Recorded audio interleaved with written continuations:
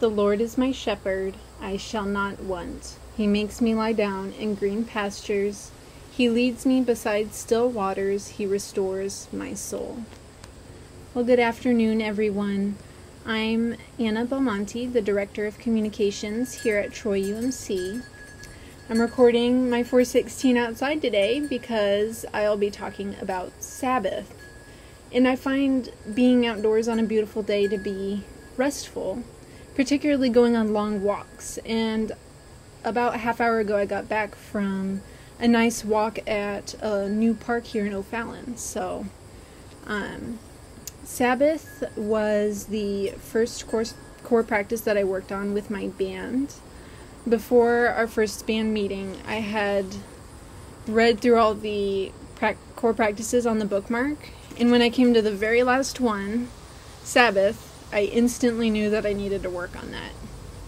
You see, I have a type A personality that tends to see relaxation as laziness, which can make it hard to relax because then I'll have a persistent sense that there's more I should be doing. So I've always kind of known that I need Sabbath, but I wasn't exactly sure what that looked like. I kind of assumed that it's just something that happens to you when you go to church on Sunday or when you use your time mindfully, like, thinking to pray, like that connective type of prayer. And those are all really great things, but I was missing a key component in my understanding of Sabbath rest. And without that, my rest became restlessness. So let's look at the definition of Sabbath from the bookmark. Setting aside a day each week to intentionally rest, contemplate, and delight in God. In this 416, I want to highlight intentionality because I think that's key to understanding Sabbath rest.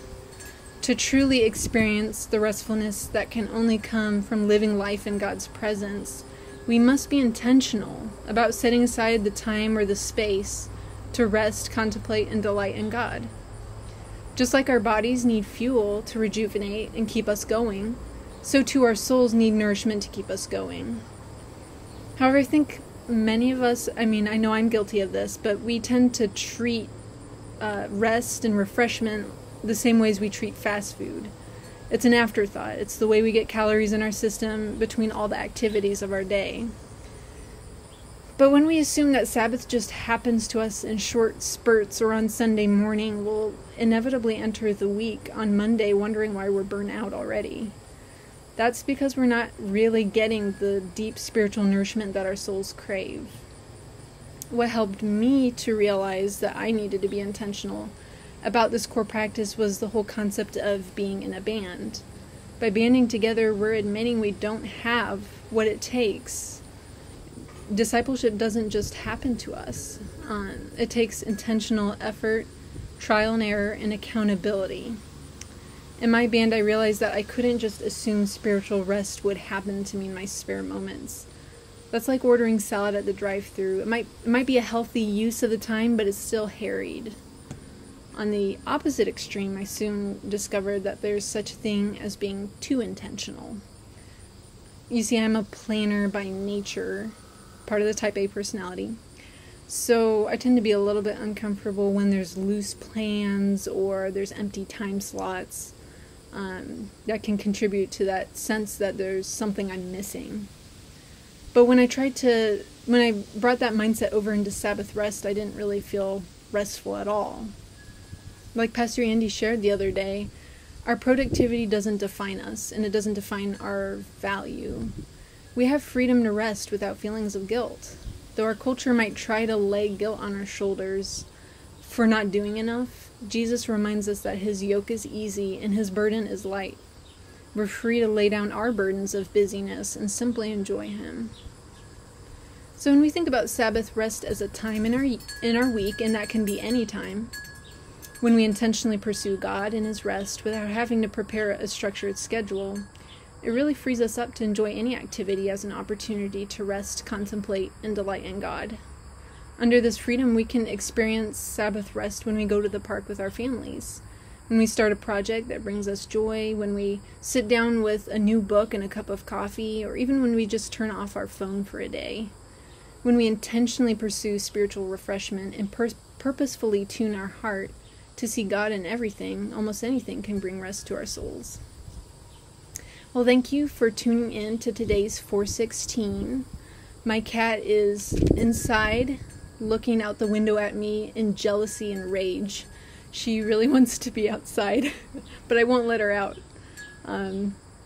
Yeah, she's glaring at me.